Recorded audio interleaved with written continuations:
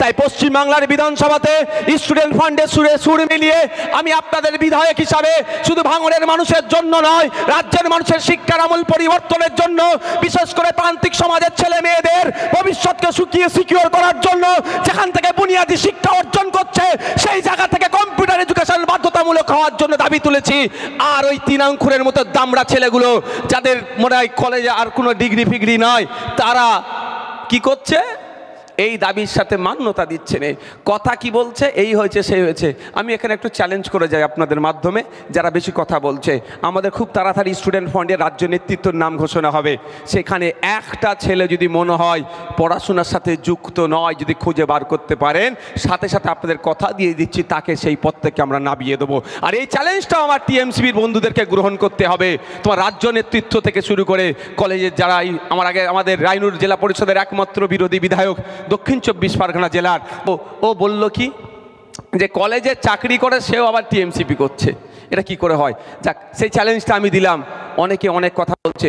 এই কি আমরা কেউ লুঙ্গি পরে এসেছি না? আমরা যেটা বিজেপি কথা বলে, যে ভাষায় বিজেপি কথা বলে, লুঙ্গিওয়ালাদের দেখলে যাদের ফেটে যায়, কিন্তু সাউথ ইন্ডিয়া চলে যাবেন, ওখানে ওদের ঐতিহ্য কালচারই হচ্ছে লুঙ্গি। সাউথ ইন্ডিয়ার এমপিগুলো আমরা দেখেছি, সত্যি ওদের স্যালুট করতে হবে।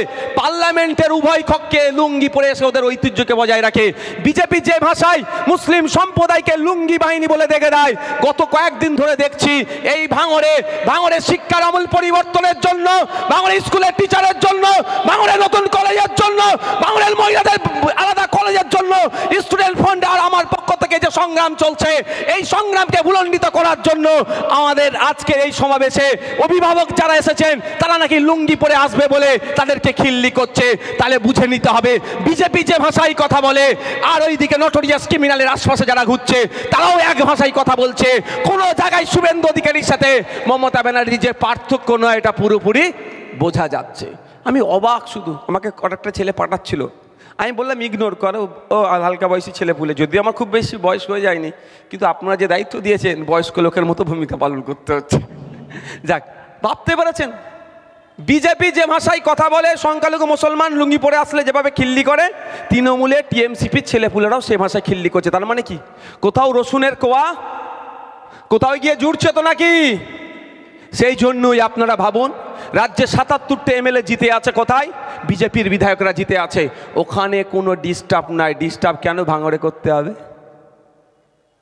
দেখ বন্ধুগণ, আজকে আমাদের এই ছাত্র জনতা সমাবেশটা কেন? আজকে কেন অভিভাবকদের ডাকা হয়েছে? শুধু ছাত্রদের ডাকতে পারতাম তো। আজকে অভিভাবকদের ডাকা হয়েছে এই জন্যই যে অভিভাবকরা আপনারা মাথায় ঢুকিয়ে নিয়ে যান, আপনার ছেলেটা কলেজে যাচ্ছে, সেখানে টিচার নাই, পড়ার পরিবেশ নাই। আমাদের অতীব দুঃখের সাথে বলতে হয়, ভাঙড় কলেজটা হয়তো ফুল টাইম কলেজ হলো, পার্ট টাইম এখন তৃণমূলের পার্টি অফিসে পরিণত হয়েছে। তাই আপনার আমার ছেলেপুলেরা ওখানে গিয়ে সঠিক শিক্ষা পাচ্ছে কি পাচ্ছে না, তাইটাই জানাবার জন্য আজকে অভিভাবকদের ডাকা হয়েছে, জনতাকেও ডাকা হয়েছে। আমরা শুধুমাত্র এই ছাত্র সমাবেশ লিখে দামড়া ছেলেগুলোকে স্টেজে বসিয়ে দিইনি, অভিভাবকদেরকেও স্টেজে বসিয়েছি, ছাত্রদেরকে স্টেজে বসিয়েছি। এটাই হচ্ছে ওদের থেকে স্টুডেন্ট ফান্ডের আইএসএফ এর পার্থক্য। এই পার্থক্য যদি না বুঝতে পারে, তাই এটা কি আমাদের দোষ? শিক্ষার অভাব। শিক্ষার অভাব মিনস প্রকৃত শিক্ষার অভাব। ডিগ্রি পেয়ে যাচ্ছে, ডিগ্রি নিয়ে অসুবিধা নাই, ওই ডিগ্রির কিচ্ছু দাম নেই। যাক বন্ধুগণ, আজকে আপনাদের অভিভাবকদের কেন ডেকেছি আপনাদের ভাবতে হবে। আজকে আপনার বাড়ির ছেলেটা কলেজমুখী হতে চাইছে না। কেন কলেজমুখী হতে চাইছে না? কলেজে নোংরামি, বাদরামি। আপনার বাড়ির মেয়েটি পর্দানিশীল মেয়ে হোক আর যেই মেয়েই হোক না কেন, কলেজমুখী হতে চাইছে না। কলেজে যে নামে যেরকম নোংরামিটা চলছে, আপনার বাড়ির আমার বাড়ির ছেলেটা আর উচ্চশিক্ষায় মনোযোগ দিচ্ছে না, কারণ তারা দেখছে চাকরি পড়াশোনা শেষ করার পরে আর চাকরির ভবিষ্যৎ নাই। তাই আপনাদের অভিভাবকদের ডাকা হয়েছে। এইভাবে যদি চলতে থাকে তাহলে তথ্য তুলে দেখুন, দক্ষিণ 24 পরগনায় যে কটা কলেজ আছে, কলেজের 50% এখনো কিন্তু সিট ফিল আপ হয়নি। একটা সময় ছিল, আমি আমার কথা বলছি, আমি যখন জাস্ট উচ্চ মাধ্যমিক পার করব কি মাধ্যমিক, ওই সময় দেখতাম, ওই সময় থেকে কলেজে ভর্তি হবো, বিশ্ববিদ্যালয়ে ভর্তি হবো, এই আমার মনোযোগ ছিল। তখন আমি একটু খোঁজ রাখতাম। তখন আপনারা বলুন, যারা আজকে 40-42 বছর বয়স, তারা ভালো করে বলতে পারবে, আজ থেকে 20 বছর আগে, 15 বছর আগে কলেজে ভর্তি হওয়ার কম্পিটিশন থাকতো, লিস্ট বার হতো, অনেকের নাম আসতো, অনেকের নাম আসতো না, এত কম্পিটিশন ছিল। আর আজকে খোঁজ নিয়ে দেখুন, ভাঙড় মহাবিদ্যালয়ে চলে যান, ভাঙড় মহাবিদ্যালয়তে গিয়ে চলে যান, গিয়ে খোঁজ নিয়ে দেখুন গত বছরে আমি বিধানসভাতে 2024 সালে আমি এই 2025 সালে বিধানসভাতে আমি বলেছি, খোঁজ নিয়ে দেখুন যে ক্যালকাটা ইউনিভার্সিটিতে 30% ছেলেমেয়েরা ভর্তি হয়নি। অর্থাৎ 100টা টোটাল ক্যালকাটা ইউনিভার্সিটির সিট থাকলে সেখানে 70টা ফিল আপ হয়েছে, 30টা ফিল আপ হয়নি। আর একটা সময় ছিল ওই ক্যালকাটা ইউনিভার্সিটিতে ভর্তি হওয়ার জন্য কম্পিটিশন হতো, ভাঙড় কলেজে অনার্স নেওয়ার জন্য লড়াই হতো, কার কত নাম্বার আছে এই লড়াই হতো। আর আজকে খোঁজ নিয়ে দেখুন, ভাঙড় কলেজের কথাই বলছি, বা ক্যালকাটা ইউনিভার্সিটি হোক বা রাজ্যের যে কোনো ইউনিভার্সিটি খোঁজ নিয়ে দেখুন, সরকারি ইউনিভার্সিটিগুলোর অবস্থা ধ্বংস হয়ে গিয়েছে। ওখানে খোঁজ নিলে দেখতে পাবেন ওখানে কোনো ওই রকম আর নাই, সিট খালি আছে। অনার্সের 40টা সিট 4টে ফিল আপ হয়েছে, 36 জন খুঁজে পাওয়া যাচ্ছে না, অনার্স করার ছেলে পাওয়া যাচ্ছে না। কিন্তু আপনাকে ভাবতে হবে, ক্ষতি কিন্তু সরকার নয়, সরকার আজকে আছে কালকে নাও থাকতে পারে, আপনি কালকে সরকারে আসতে পারেন, কিন্তু আপনার ছেলেটা উচ্চ শিক্ষা থেকে যে মুখ ফিরিয়ে নিচ্ছে এতে ক্ষতি আপনার আমার হচ্ছে। তাই আপনাকে আমাকে এগিয়ে আসতে হবে। শুধু ছাত্ররা সমাবেশে আসলে হবে না, তার অভিভাবককে ওই জন্য ডেকে নিয়ে এসেছি, তার অভিভাবককে জানাতে চাইছি যে আগামী দিনগুলোতে শিক্ষার মান যদি আপনারা পরিবর্তন করতে চান, শিক্ষা প্রতিষ্ঠানে শিক্ষার ব্যবস্থাই থাকবে, এই ধরনের শিক্ষার নামে অশিক্ষা ছড়াবো না।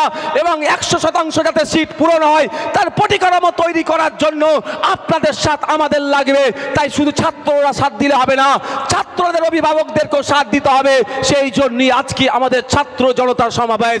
এই ছাত্র জনতার সমাবেশে অনেকে সহ্য হচ্ছে না, কারণ তারা জানে কলেজটাতে তারা মদ্যপানের জায়গা করবে। অনেক প্রমাণ আছে কলেজের মধ্যে মহিলাকে রেপ করেছে, অনেক প্রমাণ আছে কলেজের মধ্যে গাঁজা সিগারেট খাচ্ছে, অনেক প্রমাণ আছে কলেজের মধ্যে চরম অন্যায় কাজ করছে, অনেক প্রমাণ আছে। যখন আমরা অভিভাবকরা আমাদের পাশে এসে দাঁড়াবে, কলেজ থেকে ওগুলো বন্ধ হয়ে যাবে, ওগুলো আমরা কলেজের মধ্যে করতে দেব না।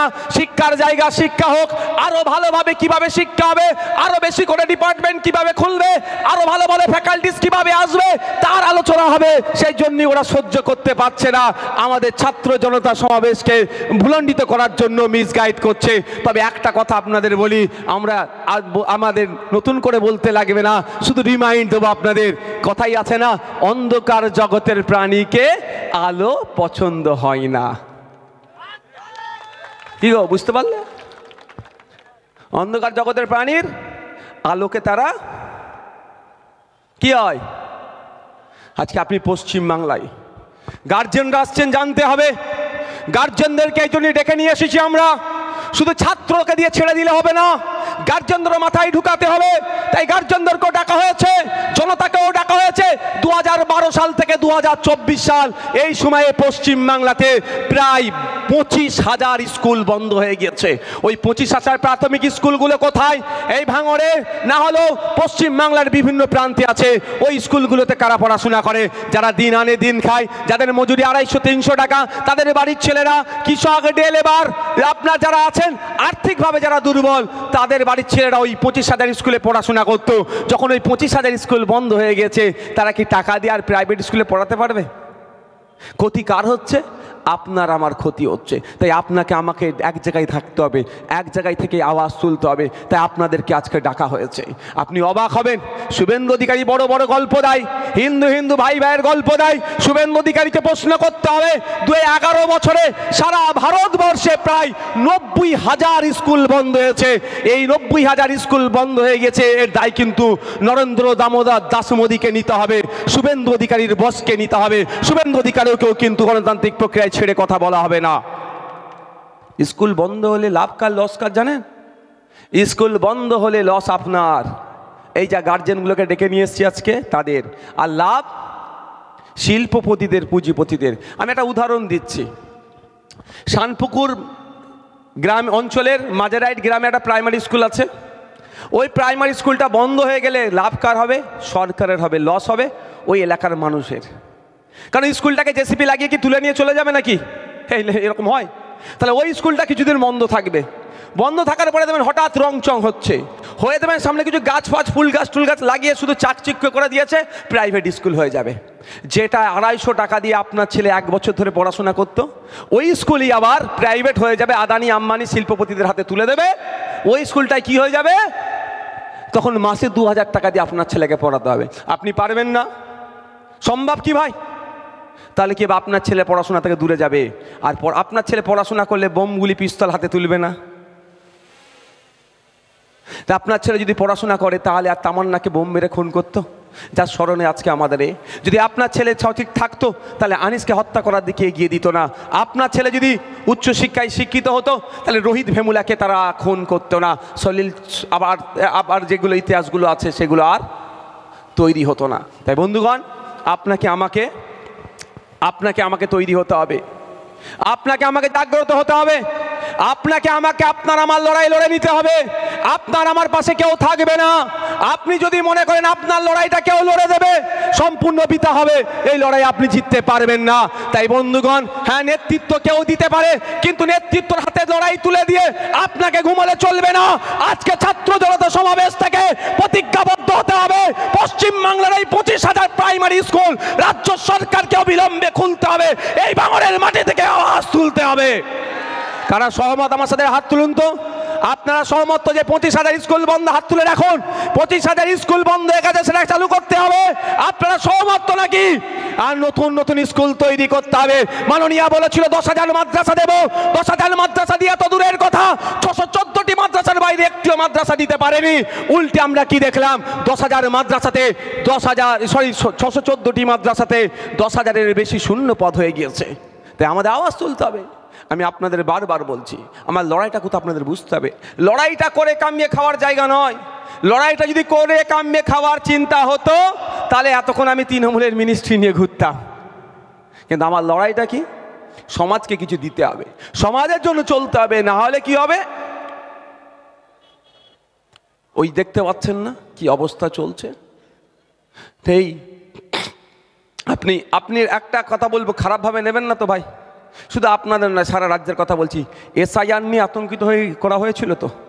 কেন আতঙ্কিত করা হয়েছিল? আমাদের শিক্ষার দুর্বলতার জন্য। আপনাদের মধ্যে অনেকে আতঙ্কিত হয়নি, আবার অনেকে হয়ে গিয়েছে। কেন আতঙ্কিত হয়নি? কারা? যাদের পেটে উপযুক্ত শিক্ষা আছে তারা আতঙ্কিত হয়নি। তারা মনে করেছে আমার কাগজ আছে, আমি লড়ে নেব। আর যার কাছে কাগজ থাকার পরেও আতঙ্কিত হয়েছে, খোঁজ নিয়ে দেখুন তার হয়তো শিক্ষা তুলনামূলক কম। তাই আপনাদের বলবো, যদি আপনি লড়াই করতে চান, যদি মাথা তুলে বাঁচতে চান, আপনার অধিকার যদি আপনি বুঝে পেতে চান, তাহলে আপনার প্রথম কাজ হবে, আপনি এখন বড় হয়ে গিয়েছেন, আপনি এখন শিক্ষা অর্জন করবেন না, আপনি স্কুলে যাবেন না আপনি কামাতে যাবেন, এইটা সমস্যায় পড়ে যাবেন। আমি বলবো আপনাকে এখন কামাতে যেতে হবে, আপনি স্কুলে যেতে হবে না। আপনার বাড়ির যে বাচ্চাটা আছে তার কথা ভাবুন, তাকে কিভাবে উচ্চ শিক্ষায় শিক্ষিত করব তার কথা ভাবুন।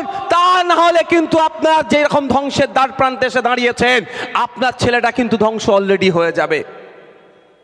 আমি একদিন সকালে উঠি, রাত্রে দেখা হলে ডায়মন্ড হারবার থেকে কাগজ নিয়ে আমার বাড়ি হাজির। ডায়মন্ড হারবার থেকে কি হচ্ছে, ওর ফর্মটা ফিল আপ করতে রাত্রে। আমি ঠিক আছে সকালে হয়ে যাবে, ওকে খাইয়ে দাইয়ে ঘুম পাড়িয়ে। কিন্তু আমার প্রশ্ন, সে ডায়মন্ড হারবার থেকে কেন এসেছে, কেন তাকে আসতে হলো? তাহলে তুলনামূলক যে শিক্ষা পাওয়ার দরকার সে শিক্ষা পায়নি। তো সেই লড়াইটা আমাদের আজকে লড়তে হবে, আমাদের আজকে এগিয়ে যেতে হবে। যে আমাদের ছেলে মেয়েরা, আমাদের মানে ভাববেন না শুধু মুসলমান, দলিত আদিবাসী থেকে শুরু করে পিছড়ে বর্গের যারা আছে তাদের, মুসলমান সহ তাদের ছেলেমেয়েরা যাতে উচ্চশিক্ষায় শিক্ষিত হতে পারে সেটা ভাবতে হবে। কারণ তথাকথিত উচ্চ বর্ণের মানুষ, তথাকথিত ব্রাহ্মণ্যবাদীরা পিছড়ে বর্গকে সহ্য করতে পারে না।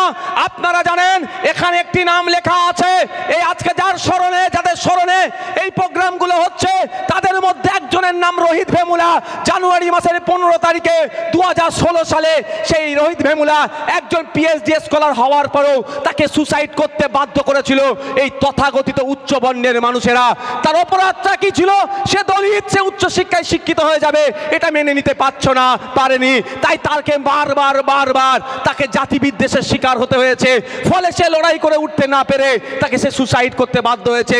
আমরা ভুলে যাচ্ছি না চুনি কোটালের নাম। এই পশ্চিম বাংলার মাটি, যেই সম্প্রীতির মাটিতেও চুনি কোটালকেও সুসাইড করতে বাধ্য করিয়েছিল, কারণ লোধা সবর জাতির মধ্য থেকে সর্বপ্রথম যে মহিলাটি গ্র্যাজুয়েশন কমপ্লিট করেছিল তার নাম হচ্ছে চুনি কোটাল। কিন্তু সে যখন মাস্টার্স করার জন্য, হায়ার এডুকেশনের জন্য প্রিপারেশন নিচ্ছিল, এগিয়ে যাচ্ছিল তার সমাজকে শিক্ষার আলো দেখাবার জন্য, সে তখন গ্রাম্য পরিবেশ ছেড়ে শহরের দিকে এসেছিল যে শহর থেকে শিক্ষা অর্জন করে গ্রামে গিয়ে গ্রামের পরিবেশ পরিবর্তন করব।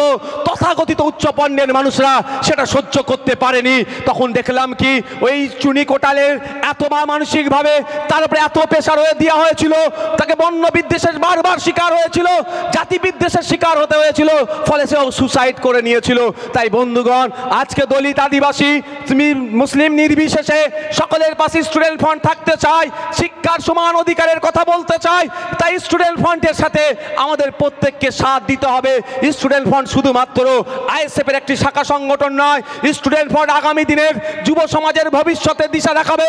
এই স্টুডেন্ট ফ্রন্ট আগামী দিনে সঠিক শিক্ষা ব্যবস্থা যাতে পরিচালনা হতে পারে তারও দিশা দেখাবে। তাই বন্ধুগণ, আপনাদের বলবো, কে বিষয়ে আপনাদেরকে বিভ্রান্ত করার চেষ্টা করলো আপনারা বিভ্রান্ত হবেন না। স্টুডেন্ট ফ্রন্ট যেমন একদিকে দাবি তোলে ফেক এসটি/এসসি সার্টিফিকেট বাতিল করতে হবে, ঠিক একইভাবে স্টুডেন্ট ফ্রন্ট দাবি তোলে যে ওবিসি নতুন যে লিস্ট হয়েছে, সংখ্যালঘু মুসলমানরা যেখানে বঞ্চিত হচ্ছে, এই বঞ্চনার অবসান হওয়া দরকার। নতুনভাবে সায়েন্টিফিক ওয়েতে প্রপার সার্ভে করে ওবিসি লিস্ট যেমন তৈরি করতে হবে, ঠিক একইভাবে ফেক এসটি/এসসি মানুষ এসটি/এসসি সে যে সার্টিফিকেট নিয়ে যে পরিষেবা নিচ্ছে সেইগুলোকেও বন্ধ করার ব্যবস্থা করতে হবে। এটাই স্টুডেন্ট ফ্রন্ট দাবি তুলছে। আপনারা শুনেছেন অনেকেই, নতুন করে বলার দরকার নেই মনে হয়, তাও আমি আপনাকে একবার করে দিচ্ছি, রিমাইন্ডার হিসাবে আমি কাজ করে দিচ্ছি। 1 কোটি আদিবাসী পশ্চিম বাংলায় নাই, কিন্তু 1.5 কোটি আদিবাসীদের যে নামে যে সার্টিফিকেট ইস্যু হয়, এসটি সার্টিফিকেট ইস্যু হয়ে গেছে। ভাবেন কে খাচ্ছে? ভূতে খাচ্ছে না। 1 কোটি আদিবাসী পশ্চিম বাংলায় নাই, 1.5 কোটি এসটি সার্টিফিকেট দিয়ে দিয়েছে। মানে 50 লক্ষ কম করে নন এসটিরা আদিবাসী কোটাতে। এবারে যারা মেডিকেলে যারা চান্স পেয়েছে, 41 জন ডক্টরের কোটাতে আদিবাসী সিট থেকে তারা চুরি করে নিয়েছে, মানে ফেক সার্টিফিকেট দিয়ে 41 জন এই ধরনের। তাহলে 41টা ডাক্তার আদিবাসী সমাজ থেকে কম হলো তো নাকি ভাই? প্রকৃত আদিবাসী সমাজ থেকে। সংরক্ষণ মানে কি? আপনাকে মূল স্রোতে নিয়ে আসা। সংরক্ষণ মানে কি? আপনি আজকে মুসলিম সমাজের কথা যদি বলি, 100 জন সরকারি কর্মচারী থাকলে একজনও মুসলমানকে খুঁজে পাওয়া যাবে না। কিন্তু সংরক্ষণ মানে কি? 10% সংরক্ষণ দিয়েছে। কিন্তু বাবা সাহেব আম্বেদকরের ওই বাণীতে আমি বিশ্বাস করি, যারা সংরক্ষণ নিয়ে নাক ছিটকায় তাদের উদ্দেশ্যে আমার বার্তা। বাবা সাহেব আম্বেদকর বলেছিলেন, যার যত সংখ্যা বাড়ি তার তত ভাগিদারি। চলো এটাতে চলে আসো। সারা পশ্চিম বাংলায় প্রায় 70% দলিত আছে, ভারতের বর্ষে 70%। পশ্চিম বাংলায় দলিত যে পার্সেন্টেজ আছে তার অনুপাতে তাদেরকে চাকরি দেওয়া হোক। সারা পশ্চিম বাংলাতে 8% আদিবাসী আছে। 100 জন সরকারি চাকরি করলে 8 জন আপনার আদিবাসী হোক পশ্চিম বাংলায়।